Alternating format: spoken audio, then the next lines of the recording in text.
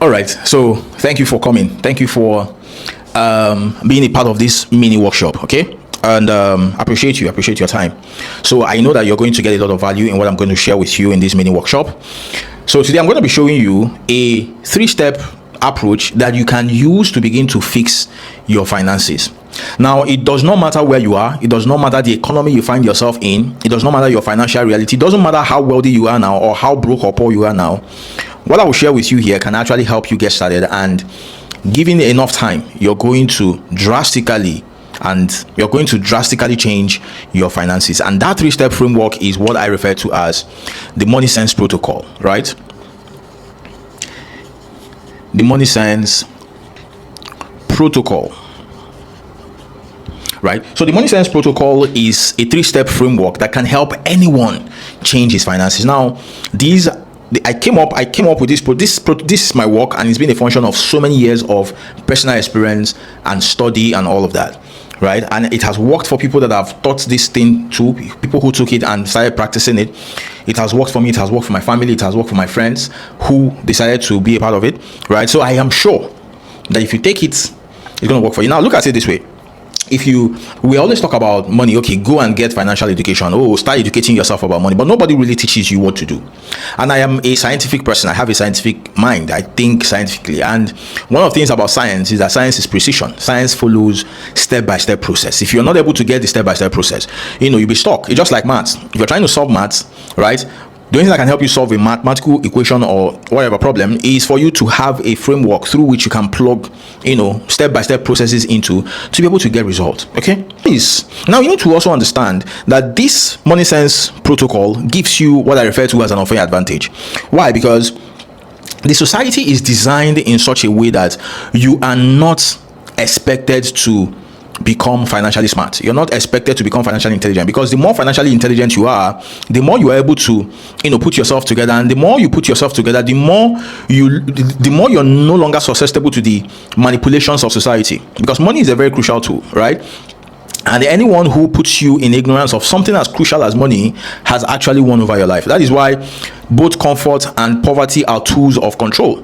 While in the third world, they use poverty to control you. In the advanced world, they use comfort to control you, because a comfortable man does not need to think, and a poor man can't think.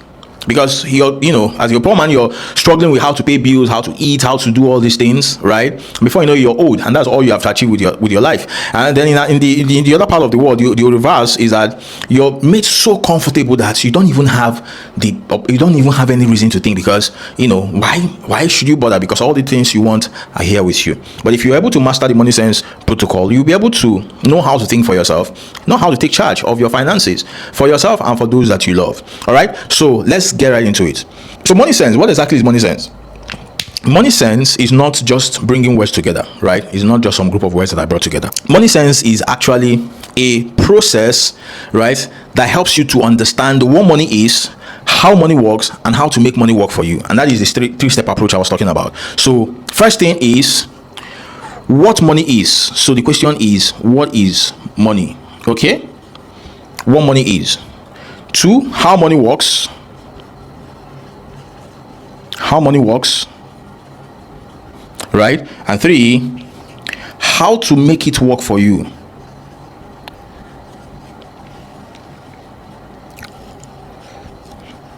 If you're able to master these 3 things, you will win over your finances. It's only a matter of time, right? But no matter how much you make, no matter the privileges you have, if you don't understand these 3 things, money will always win over you. So it's very crucial that you pay attention. Okay? Is it not interesting that from when you were a child, you were introduced to the importance of money? I mean, I remember clearly that money was one of the reasons why my parents broke up. And that's why I believe that money is the thing that makes you love what you hate and hate what you love. So if you don't figure it out, there are so many things that you love right now, thinking that, oh, this is the best I can have. I so love these things. But the only reason why you love them is because you cannot afford an alternative. Right? And there's so many things you hate right now. You just feel like you don't like them. The reason why you think you don't like them is because of the fact that you cannot afford them. So money is very crucial, and that is why you should not be so sure of yourself until you are really in control of some amount of money, because you never can tell what you can do until you're able to afford so many things. Okay, so we started life knowing that there's something called money, knowing that it is so important, but nobody ever teaches us about it. I mean, we came from families that were obviously ignorant about this thing. We went to school and there was nothing. Society does not have a system that, teaches this. And of course, as I'm sharing this now, you will not see this going viral. You will not see everybody sharing it to their platforms and all of that. Why? Because it's a design for you not to know about it. I read accounting at diploma level, right? I read economics and statistics at the undergraduate level. I did a postgraduate in finance. But there was never a time that I had a class that taught me about my money. It was just about other people's money and other people's economy. Nobody taught me about my money and nobody taught me about my economy. It's a design, it's a natural design. So you have to teach yourself, right? You have to teach yourself. And it's very ironical for us to see that you wake up so early, go to work, go and do whatever it is that you have to do, come back so late, tired and worn out, chasing what you don't understand, trying to make what you don't understand. Is it not ironical? Right? So it's crucial that you understand what money is. Now, what is money?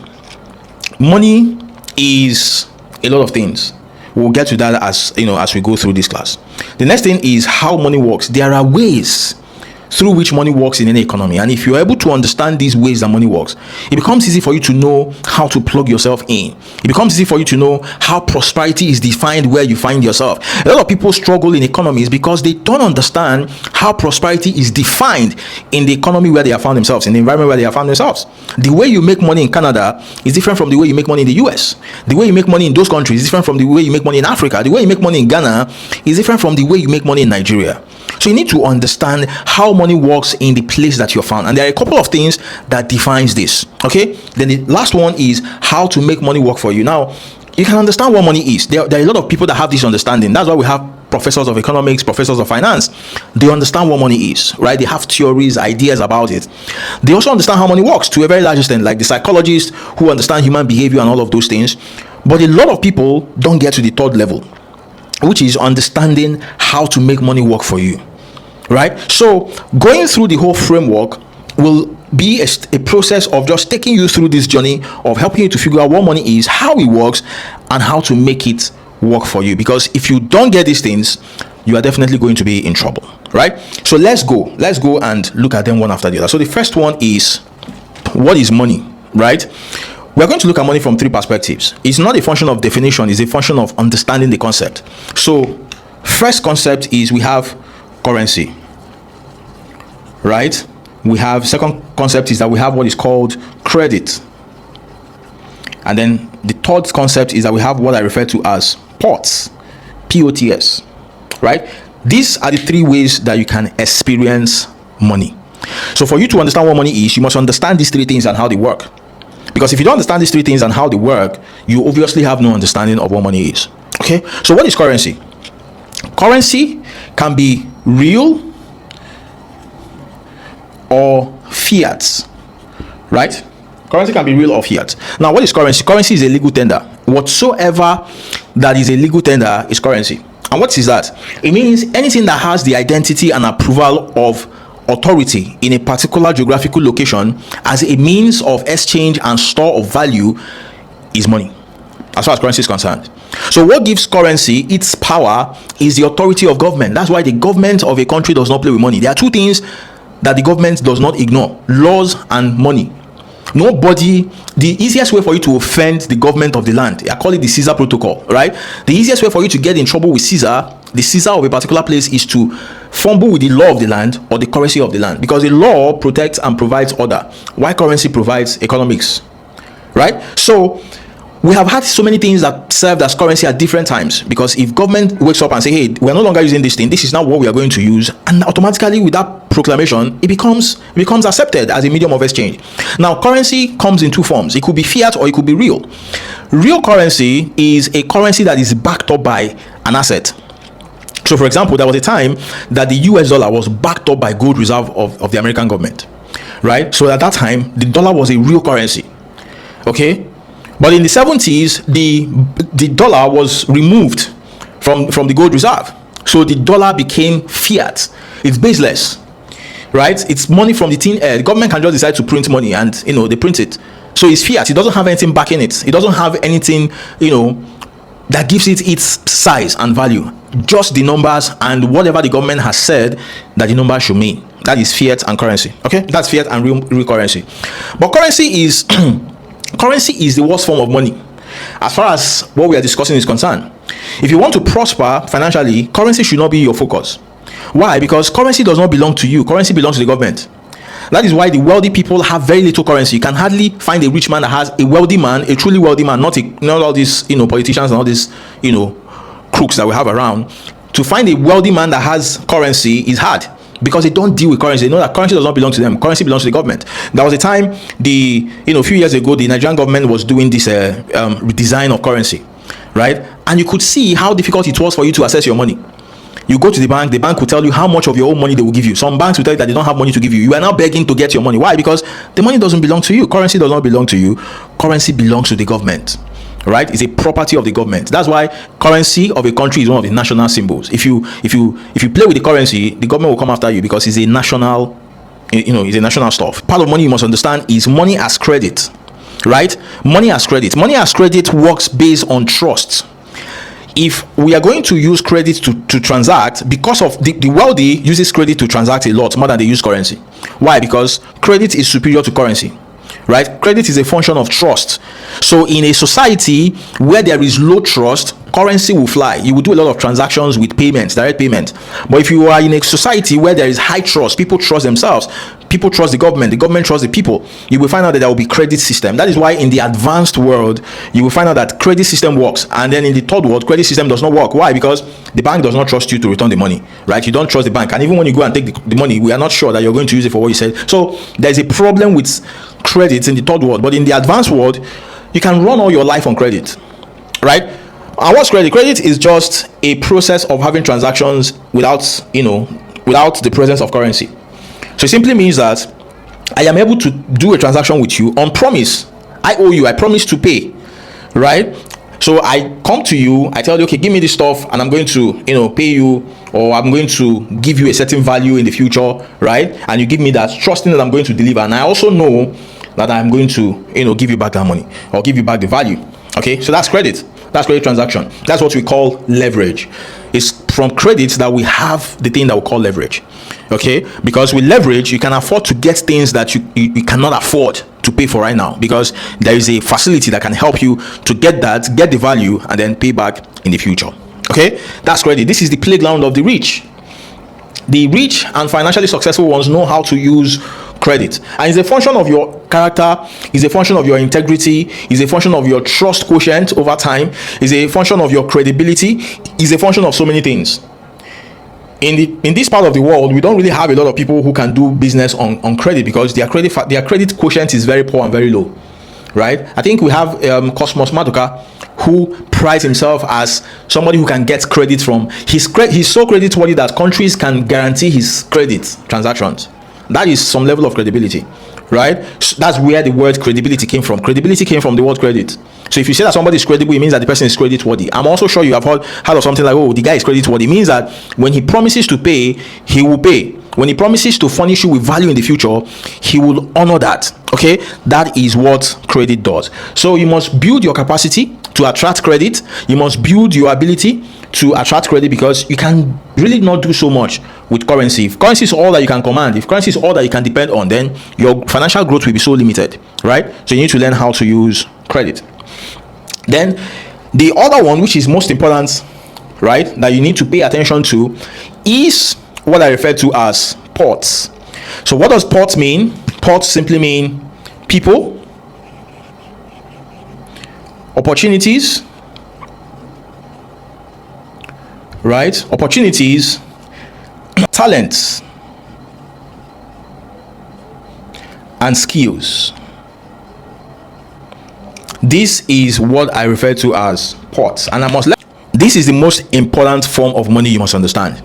Not just understanding it, but you must also learn how it works and how to use it. Okay, people, any money you want is in the hands of people. In fact, the reason why you don't have a certain amount of money now is because you have not reached a certain number of persons or a specific kind of person that will give you the money that you need. So if you're not good with people, there's no way you're going to prosper financially. If you want to prosper financially, you must be good with people. You must know how to relate with people. You must know how to build relationships. You must know how to, how to live, manage, and stay with people. Financially successful people are always people person. Every financially successful person you know is always a people person. You cannot see a shy, timid, financially successful person, right? Even if the person is an introvert, he knows how to get through with people. He knows how to deal with people, because money is with people. So money, people are money, and money is people. Real money is with people. So you must learn how to get across to people. You must learn how to build relationship with people. You must learn how to interact with people, so that you can be able to get what you want from people. The other one is opportunities. Opportunity is your ability to see what others can see, right? Anyone who will be able to prosper financially must be able to see what others can see, because it is from that you create ideas, and it is from these ideas that you get paid. Then the other one is talent. Everyone has a certain quality, a certain gift in him. Talent is the same thing as gift, your natural gift, right? There's something in you that you can do freely and effortlessly. That thing has money in it. If you can convert it to solution and not just passion, you're going to earn from it, because passion is about you. Okay, passion is about you, what you enjoy, but solution is about what can help solve other people's problem. You probably don't need to enjoy it, but someone else can find it useful. If you can understand what your talent is and know how to deploy it in the marketplace, you are definitely going to command a large amount of money in your lifetime. Then the other one is skills. We have skills, relevant skills, right, that people pay for. So if you are able to build skills, build yourself in capacity of skills, you'll be able to make a lot of money. Okay, because people will reward you for the skills that you have. Money follows skills. Okay, skills happen to be one of those things that money follows. So if you're able to upgrade your skills to relevant skills, because it's not all skills that are relevant at all times, you must know what the people in the place you are playing find useful. So when you're able to get that, okay, when you're able to know exactly what it is that they find useful and you learn it, then you have a skill. So for example, in 21st century, there's what I believe that everybody should have 3 types of skills. You need to have technical skills, you need to have physical skills, and you need to have soft skills. Okay, I'll probably talk about those in another mini workshop. These are the 3 ways you must develop your skills. You have to have physical skills. For example, I know how to barb. That's a physical skill, right? I can barb is a physical skill.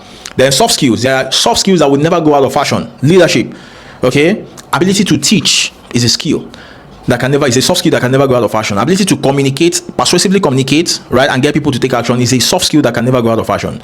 Then you have the technical skills, like your coding, your design, your AI stuff, all those kind of things.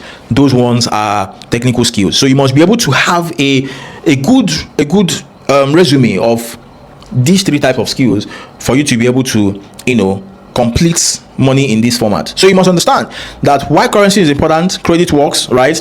This pot will give you advantage over these 2, because if you have this on lock, you will be able to command and control these 2, right? But if this 2 is all that you have, it becomes, in fact, you cannot even use credit properly if you don't have this, because it is ability to relate with people properly that will give you opportunity to credit. Because it's people that will give you the credit. It's not going to fall from heaven. People are going to advance you the credit, right? So you must be able to know how to deal with people for you to be able to assess that. So pots is very important. Very important. That is how you can change your financial life. If you begin to study money, right, in terms of pots now, you're going to see that things will change, because currency doesn't belong to you. You just need to understand it, understand how it works, understand the currency of the moment. For example, crypto is coming. Crypto is the currency of the future. Time will come when we will no longer use the money as you know it, but we are going to use cryptocurrency as currency. Okay, the time will come soon. Then from that crypto, still have credit. Credit will still function. There'll be a time where you can borrow crypto from somebody and pay back in the future and all of that. Those facilities will come up with time. Okay, but at all times, in the past, in the present, and in the future, this pot will always be the superior money, right? It will always be the money that will make a difference. So if you are a creative, you're a digital earner, you're making money already, but things are not just adding up. You need to begin to understand money and how it works. Okay, you need to begin to understand money and how it works, and begin to make sure that you position yourself in the aspect of pots, so that your pot can be full. Like I used to say in my workshops, and whenever I have the opportunity to speak, I always ask people, what is in your pot, right? What do you have in your pot? Because what you have in your pot will determine how financially prosperous your life will be. I hope you found this useful, right? So I'll take your questions now while we continue the class.